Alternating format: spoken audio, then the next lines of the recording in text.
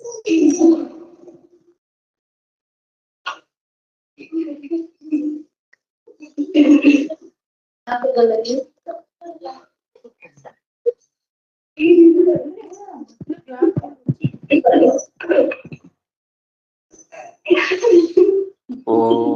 ಜನ್ಮಾದ್ಯಸ್ಯ ಯತೋನ್ಮಯಾದಿ ತರತಶ್ಚಾರ್ಥೇಷ್ವಭಿಜ್ಞಸ್ವರಾಟ್ ಏನೇ ಬ್ರಹ್ಮಹೃದಾಯ ಆದಿತಮೇ ಮುಖ್ಯಂತಿ ಯಃ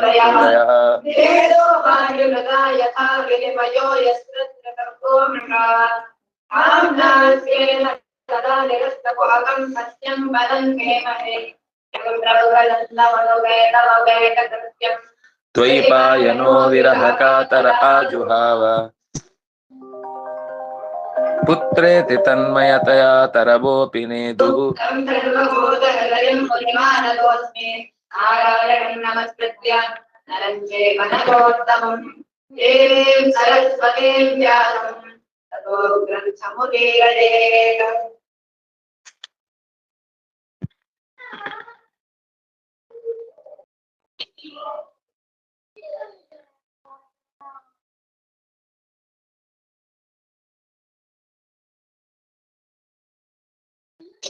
ಕುಟೀಚಕರು, ಬಹೂದರು, ಹಂಸರು ಮತ್ತು ಪರಮಹಂಸರು ಅಂತ 4 ಬಗೆಯ ಯತಿಗಳು ಲೋಕದಲ್ಲಿ ಅನೇಕ ಕಾರ್ಯಗಳನ್ನ ಮಾಡ್ತಿರ್ತಾರೆ. ಅದರಲ್ಲಿ ಪರಮಹಂಸರ ಬಗ್ಗೆ ಒಂದೆರಡು ಮಾತು ಬಂತು. ಕಮಂಡಲುವನ್ನ ಧರಿಸಿರ್ತಾರೆ, ದಂಡವನ್ನ ಹಿಡಿದಿರ್ತಾರೆ, ಆಪತ್ತಿಗಾಗಿ ಮಾತ್ರ ರಕ್ಷಣೆಯ ದೃಷ್ಟಿಯಿಂದ ಎದುರಿಡುತ್ತಾರೆ ಹೊರತು ಊಟ ಕೊಡ್ಲಿಕ್ಕಲ್ಲ ಅನ್ನೋದು ಇಷ್ಟು ಅಂಶಗಳು ಬಂದು ಹೋಯಿತು. ಏವಂ ಏಕ ಏವ ಚರೇದ್ ಭಿಕ್ಷು ಆತ್ಮ ರಾಮೋ ನಪಾಶ್ರಯಃ ಸರ್ವಭೂತ ಶಾಂತೋ ನಾರಾಯಣ ಪರಾಯಣ.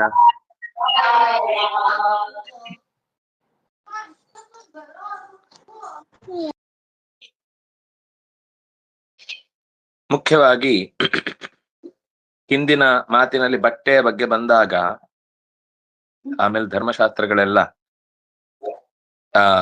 ರೇಷ್ಮೆಯ ಕಟಿವಸ್ತ್ರ ಅಥವಾ ಈ ಕಂಬಳಿ ಅಂತ ಪದಾರ್ಥಗಳ ಉಣ್ಣೆಯ ಉತ್ತರಿಯ ಮೇಲುದ ಅಂತ ಹೇಳ್ತಾರೆ. ಅದನ್ನ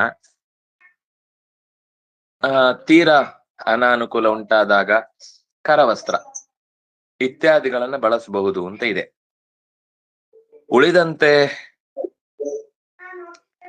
ಹೊಲ್ದು ಚಪ್ಪಲಿ ಹಾಕೊಂಡು ತಿರುಗಾಡುದೆಲ್ಲ ಆಮೇಲೆ ಈಗೀಗ ಕಾವಿ ಬಟ್ಟೆ ಉಟ್ಟುಬಿಟ್ರೆ ಎಲ್ಲಾ ಸನ್ಯಾಸದ ಧರ್ಮ ಬಂತು ಅನ್ನುವ ಹಾಗಿನ ಕಲ್ಪನೆ ಇವತ್ತಿದೆ. ವಸ್ತುತಃ ಹಾವಿಗೆ ಹಾಕಿ 1 ಹೊತ್ತು ಮಾತ್ರ ಅಶನ, ಅದು ಕೂಡ ದೇವರಿಗೆ ನಿವೇದಿತವಾದಿದ್ರೆ ಮಾತ್ರ. ಅದರ ಮಧ್ಯದಲ್ಲಿಯೂ ಕೂಡ ಅವರು ನೀರು ಕುಡಿಯುವಂತದ್ದಿಲ್ಲ. ಹಾಗಿದ್ರೂ ಕೂಡ ಬೆಳಗ್ಗೆಯ ನಿವೇದಿತವಾದ ಪರಮಾತ್ಮನಿಗೆ ಅರ್ಪಿಸಿದ ನೀರು ಅಥವಾ ರಾತ್ರಿ ದೇವರಿಗೆ ಮತ್ತೆ ರಾತ್ರಿ ಪೂಜೆಯ ಹೊಟ್ಟಿಗೆ ಅರ್ಪಿಸುವ ನೀರು, ಇದು ಅವರಿಗೆ ಆಹಾರ ಹೊರತು ಈ ತರ ಕಟ್ಟುನಿಟ್ಟಾದ ನಿಯಮಗಳೆಲ್ಲ ಇವತ್ತು ಕಳೆದು ಹೋಗಿದೆ. ಕೆಲವುದಕ್ಕೆ ಹೇಳ್ತಾರೆ ವಾಹನ ಹತ್ತಬಾರದು ಹಾಗೆ ಹೀಗೆ ಅಂತ. ಒಂದೇನು ಅಂದ್ರೆ, ಯಾವುದರಿಂದ ಧರ್ಮದ ಚಟುವಟಿಕೆಯನ್ನ ಇನ್ನಷ್ಟು ಪ್ರಖರವಾಗಿ ನಡೆಸ್ಲಿಕ್ಕಾಗುತ್ತೋ ಮತ್ತು ಅವರ ಸನ್ಯಾಸದ ಮನೋ ವೈಕಲ್ಯಕ್ಕೆ ಯಾವುದು ಕಾರಣವಾಗುವುದಿಲ್ವೋ ಅದ್ಯಾವುದೂ ಧರ್ಮ ಭಂಗ ಉಂಟು ಮಾಡುವ ಕಾರಣಗಳಲ್ಲ ಅನ್ನುವುದನ್ನ ನಾವು ಅರ್ಥ ಮಾಡಿಕೊಳ್ಬೇಕು. ಇಲ್ಲಿ ಈಗ ಸಂಪತ್ತನ್ನ ಅವರ ಹೆಸರಿನಲ್ಲೇ ಬ್ಯಾಂಕು ಅಕೌಂಟು ಇತ್ಯಾದಿಗಳೆಲ್ಲ ನಿಜವಾಗಿ ಇಲ್ಲ. ಅದು ಇವತ್ತಿಗೂ ಈಗ ನಮ್ಮ ಗುರುಗಳದ್ದಾಗುವಾಗ ಅವ್ರ ಹೆಸರಲ್ಲಿ ಒಂದೇ ಒಂದು ಅಕೌಂಟ್ ಇಲ್ಲ. ವಿಶ್ವೇಶ ತೀರ್ಥರ ಹೆಸರಲ್ಲಿ ಅವರ ದೇವರು ರಾಮವಿಠಲ ದೇವರು ಅಂತಿದ್ರೆ ಆ ರಾಮವಿಠಲನ ಹೆಸರಿನಲ್ಲಿ ಒಂದು ಟ್ರಸ್ಟ್ ಇದೆ, ಅದರ ಹೆಸರಲ್ಲಿ ಇರುತ್ತದು. ಆದ್ರೆ ವ್ಯವಸ್ಥೆಗೆ ಬೇಕಾದಾಗ ಅವ್ರೊಂದು ಸೈನ್ ಹಾಕೊಡ್ತಿದ್ರು ಅಷ್ಟೆ. ಆದ್ರೆ ಅವರಿಗೆ 1-2 ಹಿಡಿ ಹಿಟ್ಟು ಅನ್ನ, 1 ಲೋಟೆ ದೊಡ್ಡ ಲೋಟೆಯಲ್ಲಿ ಹಾಲು, ಅದರ ಅರ್ಧ ಸಕ್ಕರೆ, ಹೀಗೊಂದು ಊಟದ ಪದ್ಧತಿ ಬಿಟ್ರೆ ಅವರ ಖರ್ಚಿದ್ದಿದ್ದು ವರ್ಷಕ್ಕೆ 1 ನಾರು ಮಡಿ. ಅದು ಉತ್ಸವಕ್ಕೆ ಹೋಗ್ಲಿಕ್ಕೋಸ್ಕರ ಹೊಸ್ತು ಹಾಕೊಳ್ಬೇಕು. ಕೃಷ್ಣನ ಪ್ರತಿಷ್ಠಾಪನೆ ದಿವಸ ಅವರೆಲ್ಲರೂ ಇರ್ಬೇಕು ಅಂತ ಲೆಕ್ಕ. ಅಲ್ಲಿ ಚೂರ್ಣೋತ್ಸವ ಅಂತ ಹೇಳ್ತಾರೆ, ಅದನ್ನು ಸುವರ್ಣೋತ್ಸವ ಅಂತ. ಆ ದಿವಸ ಬಿಟ್ರೆ ಅವ್ರು ಮತ್ತೆ ಯಾವತ್ತೂ ಯಾವುದೇ ಪದಾರ್ಥವನ್ನು, ಅವ್ರು ಮಲಗುವಾಗ್ಲೂ ಕೂಡ ಹಾಸಿಗೆ ದಪ್ಪ ದಪ್ಪ ಎಂತದೂ ಇರಲಿಲ್ಲ. ಅವ್ರು ಎಲ್ಲೋ ನೆಲದಲ್ಲೇ ಮಲಗ್ತಿದ್ರು ಎಷ್ಟೋ ಸರ್ತಿ. ಇವರ ಶಿಷ್ಯರೇ ಕೊನೆಗೊಂದು ಚಾಪೆ ಆದ್ರೂ ಹಾಕೊಂಡ್ ಮಲಗಿ ಸ್ವಾಮಿ ಅಂತ, ಮೇಲಿದ್ದಂತ ತೆಗೆದು ಕೆಳಗೆ ಹಾಸ್ಕೊಂಡ್ರು, ಕೆಳಗಿದ್ದಂತ ತೆಗೆದು ಮೇಲೆ ಹಾಸ್ಕೊಂಡ್ರು, ಕೌಪಿನದಲ್ಲಿ ಮಲಗಿದ್ರು, ಮುಗಿದೋಯ್ತು ಅವ್ರ ಜೀವನ. ಕೊನೆವರೆಗೂ ಹೀಗೆ ಬದುಕಿದ್ದವ್ರು.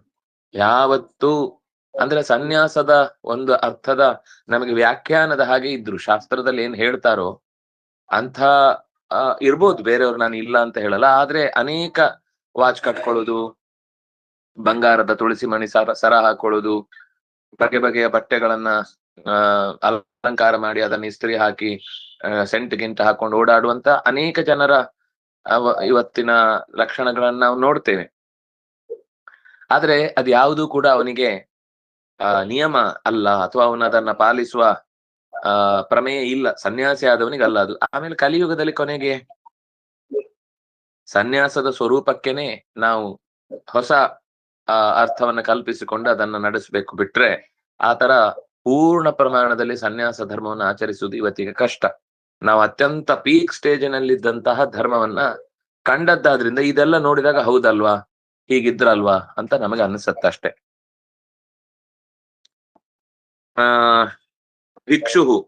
ಭಿಕ್ಷು ಅಂದ್ರೆ ಊರೂರು ತಿರುಗುವಂತಹ ವ್ಯಕ್ತಿ, ಪರಮಾತ್ಮನ ವಿಚಾರದಲ್ಲಿಯೇ ಸದಾ ಮನಸ್ಸನ್ನ ಇಟ್ಟು ಸ್ವಂತಕ್ಕೆ ಅಂತ ಯಾವ ಮನೆಯನ್ನು ಕಟ್ಟಿಕೊಳ್ಳದೆ, ಅನಪಾಶ್ರಯ, ಸರ್ವಭೂತ ಸುಹೃತ್, ಎಲ್ಲ ಜೀವರಾಶಿಗಳಿಗೂ ಸುಹೃತ್ ಅಂದ್ರೆ ಯಾವತ್ತೂ ಅಹಿತವನ್ನ ಬಯಸದ ಮನಸ್ಥಿತಿ.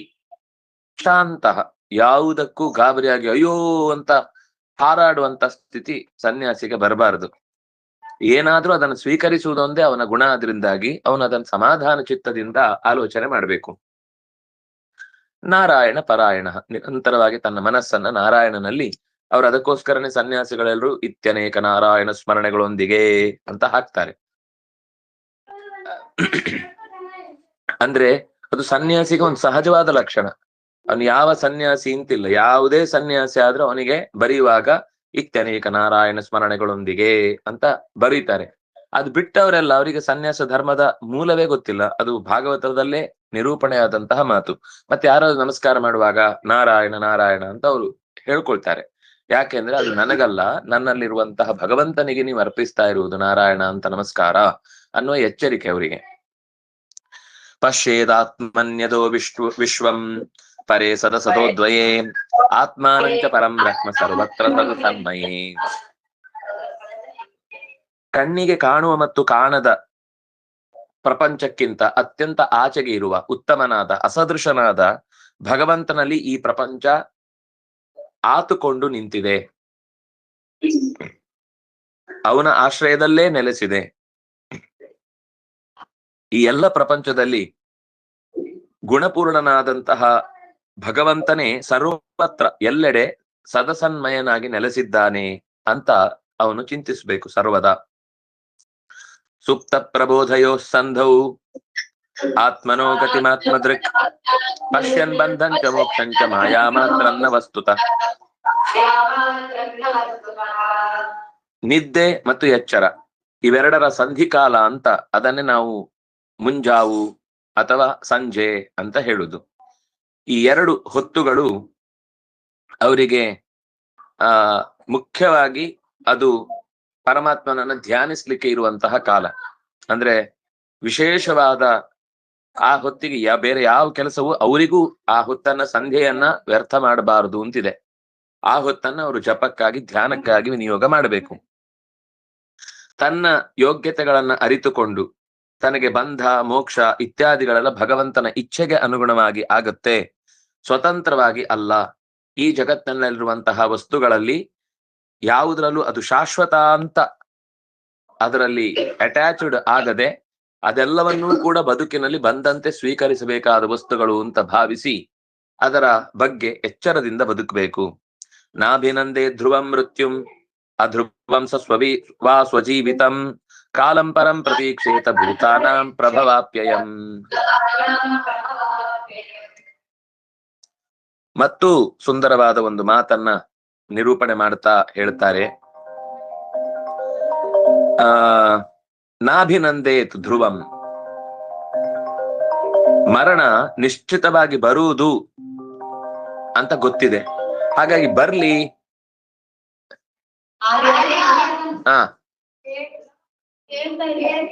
ಕೇಳ್ತಾ ಇರ್ಲಿಲ್ವಾ?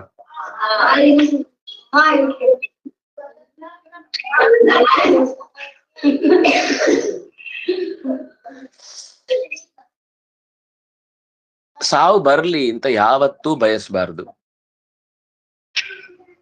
ಸಾವು ತಾನಾಗಿ ಅದಾಗಿ ಬರಬೇಕು ಹೊರತು ಬರ್ಲಿ ಬರ್ಲಿ ಬರ್ಲಿ ಅಂತ ಕೇಳುವ ದಡ್ಡತನಕ್ಕೆ ಇಳಿಬಾರ್ದು. ನಾಭಿನಂದೇ ಧ್ರುವಂ ಮೃತ್ಯುಂ ಅಧ್ರುವಂ ವಾ ಸ್ವಜೀವಿತಂ. ಜೀವನ ಶಾಶ್ವತವಲ್ಲದಿದ್ರಿಂದ ಬದುಕ್ಬೇಕು ಅಂತನೂ ಸಿಕ್ಕಾಪಟ್ಟೆ ಅಯ್ಯೋ ಹೇಗಾದ್ರೂ ಬದುಕಿಸಿ ಅಂತ ಅದಕ್ಕೋಸ್ಕರ ಒದ್ದಾಡ್ಲೂಬಾರ್ದು. ದೇಹ ಇದ್ದು ಸಾಧನೆ ಮಾಡ್ಲಿಕ್ಕೆ ಆಗುವಷ್ಟು ದಿವಸ ಇರ್ಬೇಕು.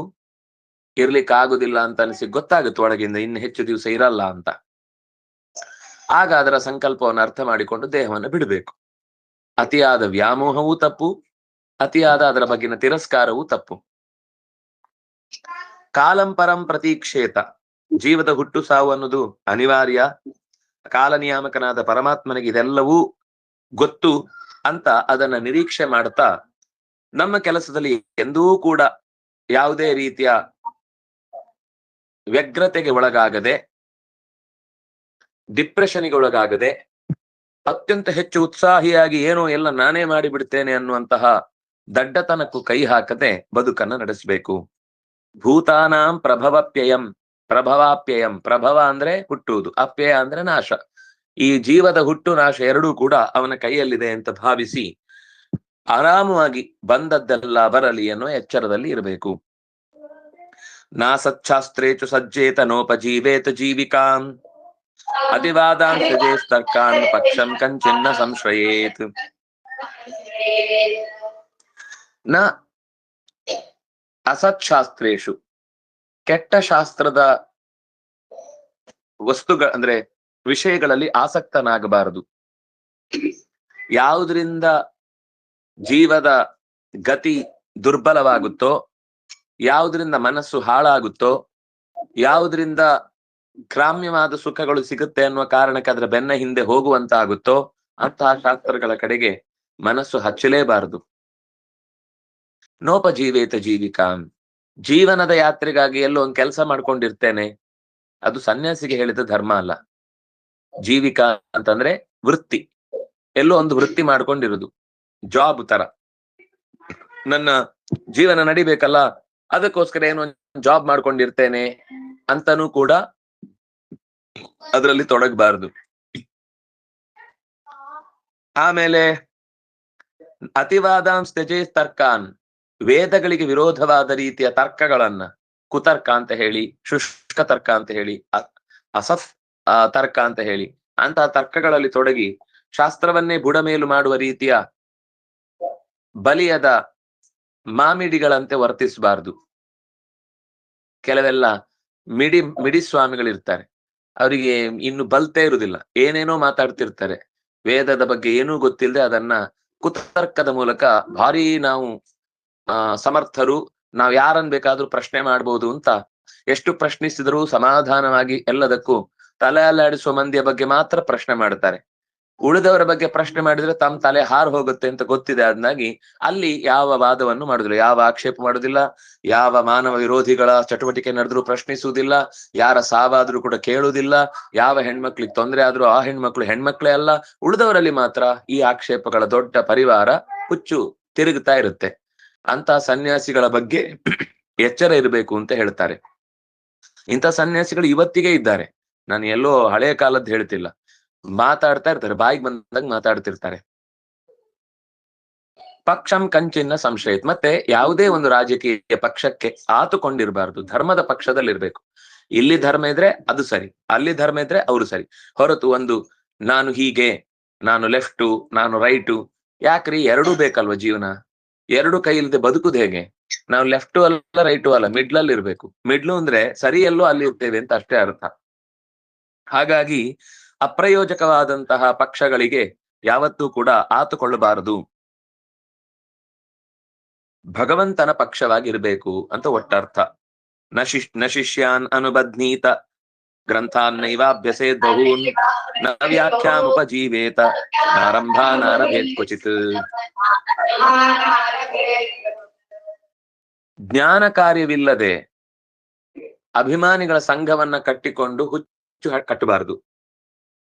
ಯಾವತ್ತು ತಮ್ಮನ್ನ ನಂಬಿ ಬಂದ ಅಭಿಮಾನಿಗಳನ್ನ, ಶಿಷ್ಯರನ್ನ ಅನುಬಧ್ನೀತ, ನನ್ನ ಹತ್ರನೇ ಇರಬೇಕು, ನನಗೆ ಎಲ್ಲ ಸಹಾಯ ಮಾಡ್ಬೇಕು, ಬೇರೆಯವ್ರ ಹತ್ರ ಎಲ್ಲೂ ಹೋಗ್ಬಾರ್ದು, ಅವರ ಉಪನ್ಯಾಸ ಕೇಳಬಾರ್ದು, ಅವರ ಹತ್ರ ಸೇವೆ ಮಾಡಬಾರ್ದು, ನನ್ನ ಹತ್ರ ಮಾತ್ರ ಮಾಡ್ಬೇಕು ಅಂತ ಯಾರಾದ್ರೂ ಒಬ್ಬ ಮಾಡ್ತಾನೆ ಅಂದ್ರೆ ಅವನು ನಿಮ್ಗೆ ಸರಿಯಾದ ಗುರುವೂ ಅಲ್ಲ, ಅವನು ಸಮಾಜಕ್ಕೆ ಉಪಯೋಗಕಾರಿಯೂ ಅಲ್ಲ.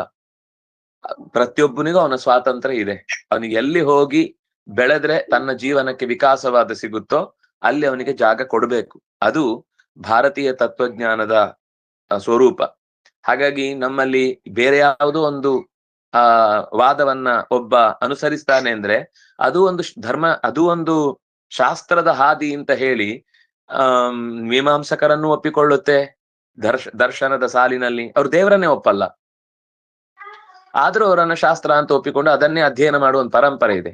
ತರ್ಕಶಾಸ್ತ್ರವನ್ನು ಒಪ್ಪತ್ತೆ.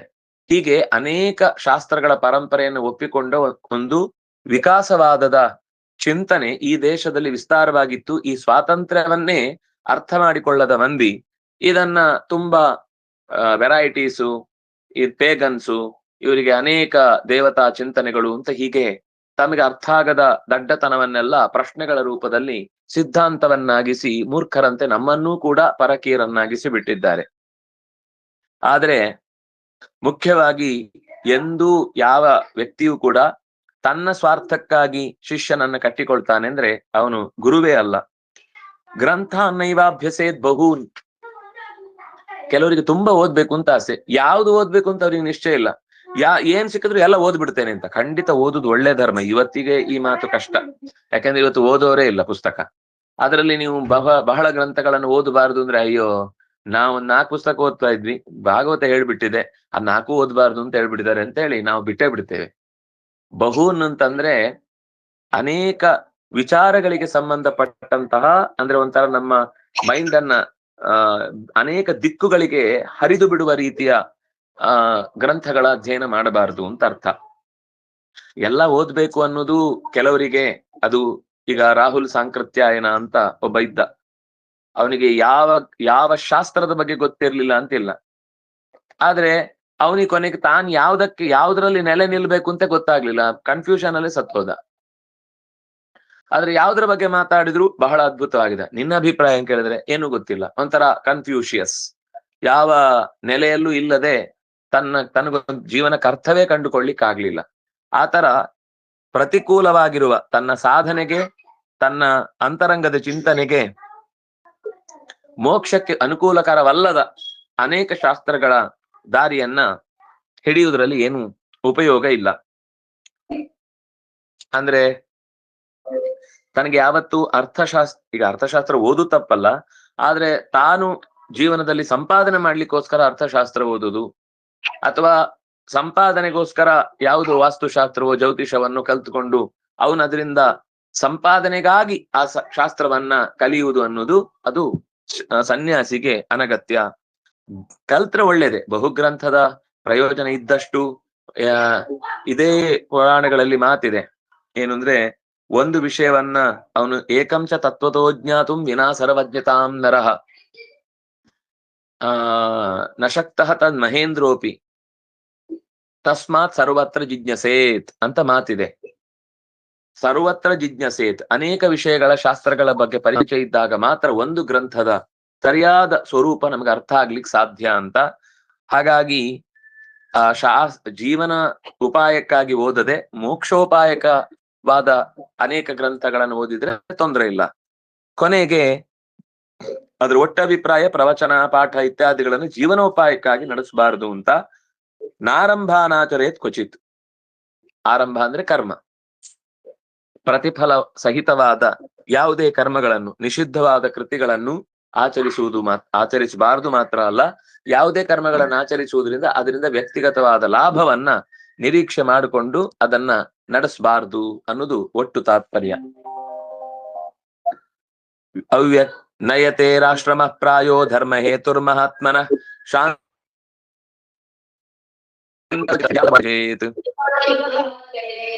ನಿರ್ದುಷ್ಟನಾದ ಪರಮಾತ್ಮನಲ್ಲಿ ಮನಸ್ಸಿಡಬೇಕು. ಬೇಡವಾದ ಬಯಕೆಗಳಿಂದ ದೂರವಾಗಿ ಅನ್ನದಾನಾದಿ ಧರ್ಮ ಸಾಧನೆಯನ್ನ ಮಾಡಿಕೊಂಡಿರ್ಬೇಕು ಅನ್ನೋದು ಸತ್ಯ. ಆದ್ರೆ ಅನ್ನದಾನ ಮಾಡ್ಬೇಕು ಅಂತ ಇನ್ನೊಂದ್ ಕಡೆಯಿಂದ ಅದನ್ನ ಸಂಪಾದನೆ ಮಾಡ್ಲಿಕ್ಕೆ ಹೋಗುವಂತಹ ಧರ್ಮ ಹೇತುವಿನ ನೆಪದಲ್ಲಿ ಅವನು ಮತ್ತೆ ಅರ್ಥ ಚಕ್ರದಲ್ಲಿ ಸಿಕ್ಕಬಾರದು. ಧರ್ಮ ಮಾಡ್ಬೇಕು, ಆದ್ರೆ ಧರ್ಮ ನಡೆಸ್ಲಿಕ್ಕೋಸ್ಕರ ಅರ್ಥ ಚಕ್ರದಲ್ಲಿ ಸಿಲುಕಬಾರದು. ಪೀಠಾಧಿಪತಿಗಳಾಗಿದವರು ಅನ್ನದಾನ ಮಾಡಬಹುದು. ಅಂದ್ರೆ ಒಂದು ಪೀಠದಲ್ಲಿ ಜವಾಬ್ದಾರಿಯಿಂದ ಬಂದಾಗ ಅವರಿಗೆ ಅನ್ನದಾನ ಮಾಡುವ ಅರ್ಹತೆ ಇದೆ. ಅದು ಬಿಟ್ಟು ಭಿಕ್ಷುವಾದವನು ತನ್ನ ಹೊಟ್ಟೆದ್ದನ್ನು ನೋಡ್ಕೊಳ್ತಾನೆ, ತನ್ನ ಶಿಷ್ಯರಿಗೆ ಬೇಕಾದ್ರ ಜೊತೆಯಲ್ಲಿ ಕರ್ಕೊಂಡೋಗಿ ಕೊಡಿಸ್ತಾನೆ ಬಿಟ್ರೆ ಅವನು ಸಾಕುದು ನೋಡ್ಕೊಳ್ಳುದು ಅಂತ ಅನ್ನೋದು ಅವನಿಗೆ ಜವಾಬ್ದಾರಿ ಅಲ್ಲ. ಇದರಲ್ಲಿ ಪೀಠಾಧಿಪತ್ಯವನ್ನ ಹೊಂದಿದ ಸನ್ಯಾಸಿಗೆ ಮಾತ್ರ ಈ ಒಂದು ಪರಂಪರೆಯನ್ನ ನಡ್ಸ್ಕೊಂಡ್ ಬರುವವನಿಗೆ ಅಂತದ್ದೊಂದು ಅನುಕೂಲ ಇದೆ. ಈ ಯತಿಗಳೆಲ್ಲ ಬಿಬ್ರುಯಾತ್ ಉತವಾ ತ್ಯಜೇತ್, ಅವರಿಗೆ ದಂಡ ಕಮಂಡಲು ಅನ್ನೋದು ಹಿಡ್ಕೊಳ್ಳಬಹುದು, ಅನಗತ್ಯವಾದಾಗ ಅದನ್ನು ಬಿಟ್ಟು ದೂರನು ಇರ್ಬೋದು. ಈ ಯತಿ ಆಶ್ರಮದ ಎಂದೇನು ಪಟ್ಟ ಕಟ್ಟಿಕೊಂಡಂತಹ ಆಶ್ರಮದವರು ಪೀಠಾಧಿಪತಿಗಳು ಅಂತ ಅನ್ನಿಸಿಕೊಂಡವರು ಅದು ಯಾವಾಗ್ಲೂ ಕೈಯಲ್ಲಿ ಇರಬೇಕು ಅಂತ ನಿಯಮ ಇಲ್ಲ. ಅವ್ಯಕ್ತ ಲಿಂಗೋ ವ್ಯಕ್ತಾರ್ಥೋ ಮನೀಷುನ್ಮತ್ತ ಬಾಲವತ್ ಕವಿರ್ಮೂಕವದಾತ್ಮಾನಂ ಅದೃಶ್ಯೋ ದರ್ಶಯೇಂದ್ರಣಾಂ. ದಂಡ ಕಮಂಡಲು ಮೊದಲಾದ ಬಾಹ್ಯ ಚಿಹ್ನೆಗಳು ಇಲ್ಲದೆ ಇದ್ರು, ಅದಕ್ಕೆ ಅವ್ಯಕ್ತ ಲಿಂಗ ಅಂತ ಹೇಳಿದ್ದು. ವ್ಯಕ್ತ ಅಂದ್ರೆ ಕಾಣುವಂಥದ್ದು, ಲಿಂಗ ಅಂದ್ರೆ ಚಿಹ್ನೆಗಳು. ಅವ್ಯಕ್ತ ಲಿಂಗ ತಾನು ದಂಡ ಕಮಂಡಲು ಮೊದಲಾದ ಬಾಹ್ಯ ಚಿಹ್ನೆಗಳಿಲ್ಲದೆ ಇದ್ರೂ ಕೂಡ ಅಂತರಂಗದಲ್ಲಿ ಹರಿಯನ್ನ ನಿರಂತರ ಚಿಂತಿಸ್ತಾ ಇರಬೇಕು. ಆಮೇಲೆ ಮನನಶೀಲನಾಗಬೇಕು. ತನ್ನ ಅಭಿಪ್ರಾಯವನ್ನ ಸ್ಪಷ್ಟವಾಗಿ ಎಲ್ಲಿಯಾದ್ರೂ ಹೇಳುವ ಪ್ರಸಂಗ ಬಂದಾಗ ಹೇಳಬೇಕು. ಆದಷ್ಟು ಜನರ ಕಣ್ಣಿಗೆ ಕಾಣದಂತೆ ಮರೆಯಾಗಿರ್ಬೇಕು. ಕಂಡ್ರೂ ಕೂಡ ಅವನಿಗೆ ಜೀವನದ ಗತಿಯನ್ನ ಅಂಟಿಸಬಹುದಾದಂತಹ ಸಂದರ್ಭಗಳು ಬಂದಾಗ ಹುಚ್ಚನಂತೆ ಅದರಿಂದ ದೂರವಾಗಬೇಕು. ಮುಗ್ಧ ಬಾಲಕನಂತೆ ತನ್ನನ್ನ ತೋರಿಕೊಳ್ಬೇಕು. ವಾಗ್ಮಿಯಾಗಿದ್ರು ಅನಗತ್ಯವಾದ ಸ್ಥಳಗಳಲ್ಲಿ ಮಾತೇ ಆಡಬಾರದು. ಯಾರೋ ಶಿಷ್ಯ ತನ್ನ ಹತ್ರ ಬೇಕೇ ಬೇಕು ಅಂತ ಕೇಳಿದಾಗ ಮಾತಾಡ್ತಾರೆ, ಇಲ್ಲ ಅಂದ್ರೆ ಅವ್ರಿಗೆ ಮಾತು ಬರಲ್ಲ ಅನ್ನುವ ಹಾಗೇನೆ ಓಡಾಡ್ತಾ ಇರ್ತಾನೆ, ಅವನ್ ನಿಜವಾದ ಯತಿ ಆಗ್ತಾನೆ. ಅತ್ರಾಪಿದಾಹರಂತೀಮಂ ಇತಿಹಾಸಂ ಪುರಾತನಂ ಪ್ರಹ್ಲಾದಸ್ಯ ಸಂವಾದಂ ಮುನೇರ ಜಗರಸ್ಯ. ಅತ್ರಾಪಿ ಉದಾಹರಂತಿ, ಹಿಂದಿನ ಒಂದು ಇಬ್ಬರ ನಡುವಿನ ಸಂವಾದದ ಒಂದು ಪ್ರಕರಣವನ್ನ ನಾವು ನೆನಪಿಸ್ಕೊಳ್ಬೇಕು ಅಂತ ನಾರದ ಯುಧಿಷ್ಠಿರನಿಗೆ ಹೇಳ್ತಾ, ಇದು ಯಾರ ಸಂವಾದ ಅಂತಂದ್ರೆ ಅಜಗರಸ್ಯ ಪ್ರಹ್ಲಾದಸ್ಯ. ಅಜಗರ ವ್ರತದಲ್ಲಿ ಇದ್ದಂತ ಒಬ್ಬ ಯತಿ. ಅಜಗರ ವ್ರತ ಅಂದ್ರೆ ಸರ್ಪದಂತೆ, ಅಂದ್ರೆ ಹೆಬ್ಬಾವಿನಂತೆ ಬಿದ್ದಿರ್ತಾನೆ ಒಂದು ಕಡೆ, ಎಲ್ಲೂ ಯಾರ ಹತ್ರನು ಏನು ಕೇಳಲಿಕ್ಕೆ ಹೋಗುದಿಲ್ಲ. ಯಾರಾದ್ರೂ ತಾನಾಗಿ ಅವನಿದ್ದ ಆಶ್ರಮದ ಹತ್ರ ಏನಾದ್ರೂ ತಂದು ಕೊಟ್ರೆ ಅದನ್ನ ತಿಂತಿದ್ದ. ಹಾಗೆ ಬದುಕಿದ್ದ, ಸಾವಿರಾರು ವರ್ಷ ಬದುಕಿದ್ದ. ಯಾಕಂದ್ರೆ ಅವನ ಹಣೆಯಲ್ಲಿರುವ ಅನ್ನವನ್ನ ಯಾರೂ ಕಿತ್ಕೊಂಡು ಹೋಗ್ಲಿಕ್ಕೆ ಸಾಧ್ಯ ಇಲ್ಲ. ಅವನಿಗೆ ಬರುದಿಲ್ಲ ಅಂತ ಅಂದ್ರೆ ಅದು ಅಷ್ಟು ಮಾನಸಿಕವಾಗಿ ದೃಢತೆ ಬೇಕು. ನಮ್ಗೇನು ಅಂದ್ರೆ ಕೂತ್ಕೊಳ್ಳಿಕ್ಕೆ ಮೊದ್ಲು ಸಂಕಲ್ಪ ಮಾಡ್ತೇವೆ, ಕೂತ್ ಮೇಲೆ 1 ದಿವಸ ಆಯ್ತು 2 ದಿವಸ ಆಯ್ತು ಯಾರು ಬರ್ಲಿಲ್ಲ ಅಂದ್ರೆ ಸ್ವಲ್ಪ ಬಾಗಿಲಿನ ಹತ್ರ ಹೋಗಿ ಯಾರಾದ್ರೂ ಆ ರಸ್ತೆಯಲ್ಲಿ ಆಚೆ ಈಚೆ ಹೋಗೋರಿದ್ರೆ, ನಾನು ಒಂದು ಆಜಗರ ವ್ರತ ಮಾಡ್ತಾ ಇದ್ದೇನೆ, ನಿಮ್ಗೆಲ್ಲ ಗೊತ್ತಿರ್ಲಿ ಅಂತ ಹೇಳ್ತಾ ಇದ್ದೇನೆ ಅಂತ ಮತ್ತೊಂದ್ ಸ್ವಲ್ಪ ಗಟ್ಟಿಯಾಗಿ ಹೇಳುದು. ಆಮೇಲೆ ಯಾರಾದ್ರೂ ಹೋಗ್ತಾ ಇದ್ದವ್ರ ಹತ್ರ ನೀವೆಲ್ಲ ಒಂದು ಊರವ್ರಲ್ಲಿ ಹೇಳ್ಬಿಡಿ, ಅವ್ರು ಯಾರ ಹತ್ರ ಬಂದು ಕೇಳಲ್ಲ, ನೀವಾಗಿ ಕೊಡ್ಬೋದಂತೆ ಅಂತ ಎಲ್ಲರ ಹತ್ರ ಹೇಳಿ ಕಳಿಸುದು. ಆಮೇಲೆ ಅವರು ಬಂದು ಇಲ್ಲ ನಾನು ಅಜಗರ ವ್ರತದಲ್ಲಿದ್ದೇನೆ, ನೀವು ಕೊಟ್ರೆ ಮಾತ್ರ ತಗೊಳ್ಳೋದು ಅಂದ್ರೆ ಕೊಡಿ ಇಂತ ಇಂಡೈರೆಕ್ಟ್ ಆಗಿ ಮತ್ತೆ ಕೇಳ್ದಾಗೆ. ಇದು ಅಲ್ಲ, ಅವರಿಗೆ ಮಾನಸಿಕವಾಗಿ ಅಷ್ಟು ದೃಢವಾದ ನಿಶ್ಚಯ ಇರುತ್ತೆ. ಬಾರದೇ ಇದ್ರೆ ದೇಹವನ್ನು ಬಿಡ್ಲಿಕ್ಕೂ ತಯಾರು ಅಂತ ಒಬ್ಬ ವ್ರತ ಮಾಡಿದವನ್ ಇದ್ದ. ನಮ್ಗೆ ಇದೆಲ್ಲ ಇದ್ದ ಅನ್ನೋದು ಕಥೆಯಲ್ಲಿ, ಆದ್ರೆ ಭಾಗವತ ಅದಕ್ಕೆ ಹೇಳಿದ್ದು ನೋಡಿ, ಅತ್ರಾಪಿ ಉದಾಹರಂತೀಮಂ ಇತಿಹಾಸಂ. ಇತಿಹಾಸ ಅಂದ್ರೆ ಇದು ಬರೀ ಹಿಸ್ಟ್ರಿ ಅಲ್ಲ, ಕಲ್ಪಿತ ಕಾಮಿಕ್ಕೋ ಅಥವಾ ಎಪಿಕ್ಕೋ ಅಲ್ಲ, ಇದು ನಡೆದ ಘಟನೆಯನ್ನ ನಾನು ನಿಮ್ಮ ಮುಂದೆ ಪ್ರಸ್ತುತಪಡಿಸ್ತೇನೆ ಅಂತ ನಾರದರು ಯುಧಿಷ್ಠಿರನ ಹತ್ರ ಹೇಳ್ತಾ ಇದ್ದಾರೆ. ತಂ ಶಯಾನಂ ಧರೋಪಸ್ಥೆ ಕಾವೇರ್ಯಾಂ ಸಖ್ಯಸಾನುನಿ ರಜಸ್ವಲೈ ತನು ದೇಶೈ ನಿಗೂಢಾಮಲ ತೇಜಸಂ. ಭಗವಂತನಿಗೆ ಅತ್ಯಂತ ಪ್ರಿಯನಾದ ಈ ಪ್ರಹ್ಲಾದನ ನಡುವಿನ ಸಂವಾದವನ್ನ ಹೇಳುವಾಗ ಅವನು ಹೇಗಿದ್ದ? ಆ ಯತಿ ಶಯಾನಂ, ನೆಲದಲ್ಲೇ ಮಲಗ್ತಿದ್ದ. ಧರೋಪಸ್ಥೆ ಶಯಾನಂ. ಕಾವೇರಿಯಾಂ, ಕಾವೇರಿ ನದಿಯ ಹತ್ತಿರದಲ್ಲಿ. ಭಾಗವತ ಕಾವೇರಿಯನ್ನು ಉಲ್ಲೇಖ ಮಾಡ್ತಾ ಇದೆ. ಅದರಿಂದಾಗಿ ನಿಮ್ಗೆ ಈ ಕಾವೇರಿ ಅನ್ನುವ ಶಬ್ದದ ಪ್ರಸಂಗ ಬಂದಾಗ ನದಿಯ ಉಲ್ಲೇಖ ಮಾಡ್ಬೇಕಾದ ಅಗತ್ಯವೇ ಇರ್ಲಿಲ್ಲ.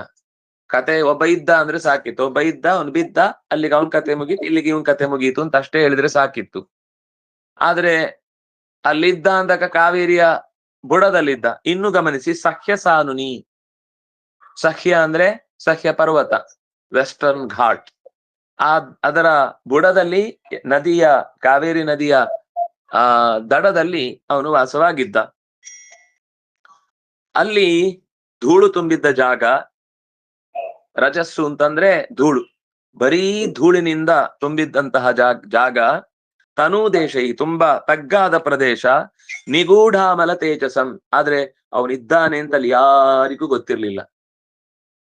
ಬಸ್ ಸ್ಟ್ಯಾಂಡ್ ಅಲ್ಲಿ ಕೂತ್ಕೊಂಡು ನಾನು ಆಜಗರ ವ್ರತವನ್ನ ಮಾಡ್ತಾ ಇದ್ದೇನೆ ಅಂತ ಕೂತ್ರೆ ಅದು ಆಜಗರ ವ್ರತ ಆಗುದಿಲ್ಲ. ಯಾಕಂದ್ರೆ ಬಸ್ ಸ್ಟ್ಯಾಂಡ್ ಅಲ್ಲಿ ಹೋಗೋರು ಬರೋರೆಲ್ಲ ಇವನ್ನ ನೋಡ್ತಿರ್ತಾರೆ. ಇವನು ಕೈ ಕಾಲೆಲ್ಲ ಮೇಲೆ ಹಾಕೊಂಡು, ಇಲ್ಲ ಹೀಗೆ ಸತ್ತೋಗ್ತಾನೆ, ಹೆಣಕ್ ತಗೊಂಡೋಗ್ಬೇಕು, ಬೇಗ ಯಾರಾದ್ರೂ ಟ್ರೀಟ್ಮೆಂಟ್ ಕೊಡಿ ಅನ್ನೋ ತರ ಮಲ್ಕೊಂಡಿದ್ರೆ ಪಾಪ ಎಲ್ರು ಒಂದಿಷ್ಟು ಕಾಣಿಕೆ ಹಾಕಿ ಬಟ್ಟೆ ಮೇಲೆ ಹಾಸಿ ಹೋಗ್ಬಿಡ್ತಾರೆ. ಆದ್ರಿಂದ ಅಂಥದ್ದು ಪ್ರಸಂಗ ಬಾರದಂತೆ ಅವನು ಯಾರಿಗೂ ಕಾಣದ ಸಹ್ಯ ಪರ್ವತದ ಬುಡದಲ್ಲಿ ವಾಸವಾಗಿದ್ದ. ದದರ್ಶ ಲೋಕಾನ್ ವಿಚರನ್ ಲೋಕತತ್ವ ವಿವಿತ್ಸಯ ವೃತೋ ಮಾತ್ಯೈ ಕತಿಪೈ ಪ್ರಹ್ಲಾದೋ ಭಗವತ್ ಪ್ರಿಯ. ನರಸಿಂಹನಿಗೆ ಅತ್ಯಂತ ಪ್ರಿಯನಾದ ಪ್ರಹ್ಲಾದ ತನ್ನ ಕೆಲವು ಮಂತ್ರಿ ಸಹಚರರೊಂದಿಗೆ ಕೂಡಿಕೊಂಡು ಇನ್ನಷ್ಟು ಜನರ ಸಹಜವಾದ ಸ್ವಭಾವಗಳನ್ನ ತಿಳಿದು ತನ್ನ ರಾಜಧರ್ಮವನ್ನ ಎಷ್ಟು ಚೆನ್ನಾಗಿ ಇನ್ನು ಹೆಚ್ಚು ಅಭಿವೃದ್ಧಿ ಮಾಡಿಕೊಳ್ಬಹುದು, ಅದರಲ್ಲಿ ದೋಷಗಳಿದ್ರೆ ಹೇಗೆ ಪರಿಹರಿಸಿಕೊಳ್ಳಬಹುದು ಅನ್ನುವ ಯೋಚನೆಯಿಂದ ಆತ ಆ ಕರ್ತವ್ಯವನ್ನು ನಿರ್ವಹಣೆ ಮಾಡ್ತಾ ಇದ್ದ. ಆಗ ಆ ಮಲಗಿದ್ದ, ಅಂದ್ರೆ ತೇಜಸ್ಸು ಕಾಣಿಸ್ತಿರ್ಲಿಲ್ಲ. ನಿಗೂಢ ಅಮಲ ತೇಜಸ್ಸಂ, ಕಾಣದೇ ಇರುವಂತ ರೀತಿಯಲ್ಲಿದ್ದ ತೇಜಸ್ಸಿನಲ್ಲಿ ಅವನನ್ನ ಕಂಡ್ರು ಇವನಿಗೆ ಕಣ್ಣಿಗೆ ಕಾಣಿಸ್ತು. ಯಾಕಂದ್ರೆ ಇವನ್ ಒಳಗ್ ತೇಜಸ್ ಇತ್ತಲ್ಲ. ತೇಜಸ್ ಬೇಗ ಲಿಂಕ್ ಆಗುತ್ತೆ. ನಮ್ಮಲ್ಲಿ ತೇಜಸ್ ಇಲ್ಲ ಆದ್ಮೇಲೆ ನಮ್ಗೆ ಅವ್ರು ನೋಡಿದ್ರೆ ಹುಚ್ಚರಾಗಿ ಕಾಣಿಸ್ತಿರ್ತಾರೆ. ಅವ್ರು ನಮ್ಮನ್ನ ನೋಡಿ ಪಾಪ ಹುಚ್ಚರು ಅಂತ ಅವ್ರು ಅನ್ಕೋತಿರ್ತಾರೆ. ಆದ್ರೆ ಸರಿಯಾದ ತಿಳುವಳಿಕೆ ಇದ್ದವನಿಗೆ ಓಹ್ ದೊಡ್ಡವರು ಅಂತ ಅವ್ರು ಗುರುತಿಸ್ತಾರೆ. ಅವರು ಇವ್ರನ್ನ ಗುರುತಿಸುವ ಶಕ್ತಿ ಎಷ್ಟು ದೊಡ್ಡದಿದೆ ಅಂದ್ಮೇಲೆ ಇವರು ದೊಡ್ಡವರು ಅಂತ ಅವರನ್ನು ದೊಡ್ಡವರು ಅಂತ ಗುರುತಿಸ್ತಾರೆ. ನಾವು ದಡ್ರು ಅನ್ಕೊಂಡು ನಮ್ಮನ್ನೇ ದಡ್ಡತನದಲ್ಲಿ ಇನ್ನಷ್ಟು ಮುಳುಗಿಸಿಕೊಂಡು ಹೆಬುಗಂತರ ಬದುಕ್ತಾ ಇರ್ತೇವೆ. ಆದ್ರೆ ಮುಖ್ಯವಾಗಿ ಮನುಷ್ಯನಿಗೆ ಬೇಕಾದದ್ದು ಒಳ್ಳೇದು ಸಿಕ್ಕಿದಾಗ ಅದನ್ನು ಸ್ವೀಕರಿಸುವ ಗುಣ. ಪ್ರಹ್ಲಾದನಿಗೆ ತಿಳಿಯುವ ಹುಚ್ಚಿತ್ತು, ಜನರ ನಡುವೆ ಓಡಾಡುವ ಅಪೇಕ್ಷೆ ಇತ್ತು, ಅದಕ್ಕೆ ತಕ್ಕಂತೆ ತಿರುಗಾಡ್ತಾ ಇದ್ರು. ಕರ್ಮಣ ಆಕೃತಿರ್ವಾಚ ಆಕೃತಿರ್ವಾಚ ಲಿಂಗೈರ್ವರ್ಣ ಸಮಾಧಿರಿ ನಾವಿಂದತ ಜನೋ ಎಂ ವೈ ಸೋಸಾವಿತಿ ವೇದಿಕ.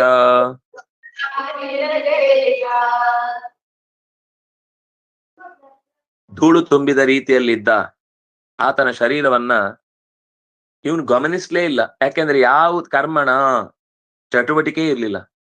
ಆಕೃತಿ, ದೇಹದ ಆಕೃತಿಯಿಂದಲೂ ಒಬ್ಬ ವ್ಯಕ್ತಿ ಅಂತಾನೆ ಗೊತ್ತಾಗ್ತಿರ್ಲಿಲ್ಲ. ಯಾವುದೋ ಒಂದು ಕಲ್ ಬಂಡೆ ಕೂತಿದೆ ಅನ್ನೋ ತರ ಇದ್ದ. ಆಮೇಲೆ ಮಾತು ಆಡ್ತಾನೆ ಇರ್ಲಿಲ್ಲ.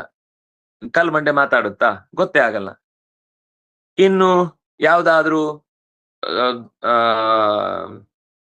ಗದ್ದೆ ಕೆಲಸ ಮಾಡ್ತಾ ಇದ್ದಾನೆ ಅಂದ್ರೆ ಏನಾದ್ರೂ ಈ ಉಳುಮೆಯ ಪದಾರ್ಥಗಳು ಏನಾದ್ರೂ ಅಕ್ಕಪಕ್ಕದಲ್ಲಿ ಇರ್ಬೇಕಿತ್ತು, ಅದಕ್ಕೆ ಅವನು ಹೋಗೋನೇ ಅಲ್ಲ. ಇನ್ನು ಜಪಾನುಷ್ಠಾನ, ಪೂಜೆ ಪುರಸ್ಕಾರ ಮಾಡಬೇಕು ಅಂತ ನೋಡಿದ್ರೆ ಅವನ ಕೈಯಲ್ಲಿ ಜಪಮಣಿ ಇಲ್ಲ, ಕೌಳಿಗೆ ಇಲ್ಲ, ಅಥವಾ ಪಂಚಪಾತ್ರ ಉದ್ಧರಣೆ ಅಂತದೂ ಇಲ್ಲ. ಇನ್ನು ಕ್ಷತ್ರಿಯನು ಅಂತಾದ್ರೆ ಆಯುಧಗಳು ಎಂತದೂ ಇಲ್ಲ. ಹೀಗೆ ಯಾವುದೇ ವರ್ಣದ ಯಾವುದೇ ಆಶ್ರಮದ ಲಿಂಗಗಳಿಲ್ಲದೆ ಮರದ ಬೇರಿನಂತೆ, ಮರದ ಬುಡದಲ್ಲಿ ಹೇಗೆ ಮರದ ಬೇರು ಸುಮ್ನೆ ತಾನು ಸಾಯುವ ತನಕ ಬದುಕಿರುತ್ತೋ ಹಾಗೆ ಇವನು ಕೂಡ ಬಿದ್ದುಕೊಂಡಿದ್ದ.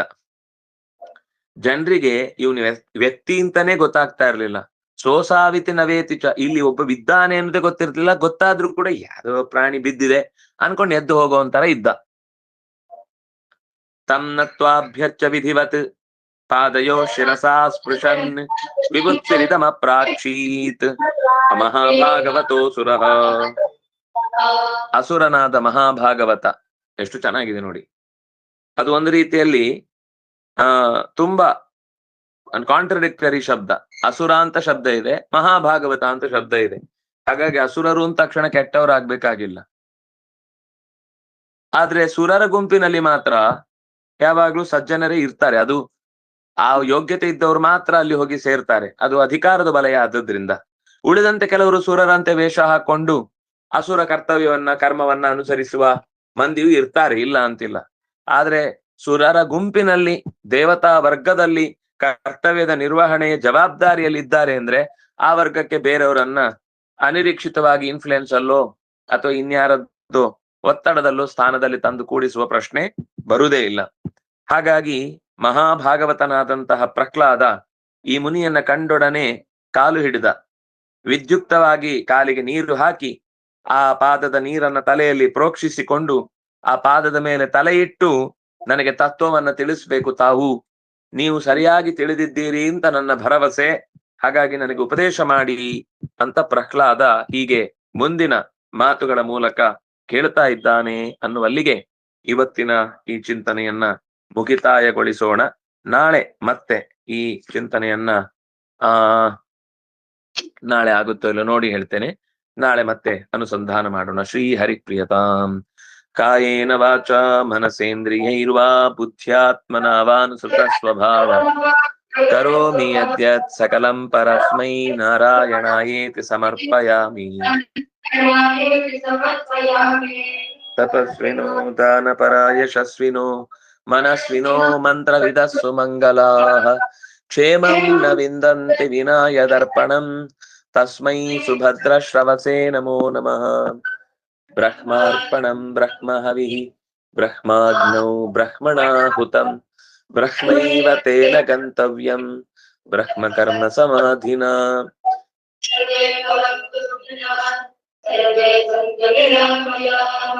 ಸರ್ವೇ ಭದ್ರಾಣಿ ಪಶ್ಯಂತು ಮಾ ಕಶ್ಚಿತ್ ದುಃಖ ಭಾಗ್ ಭವೇತ್.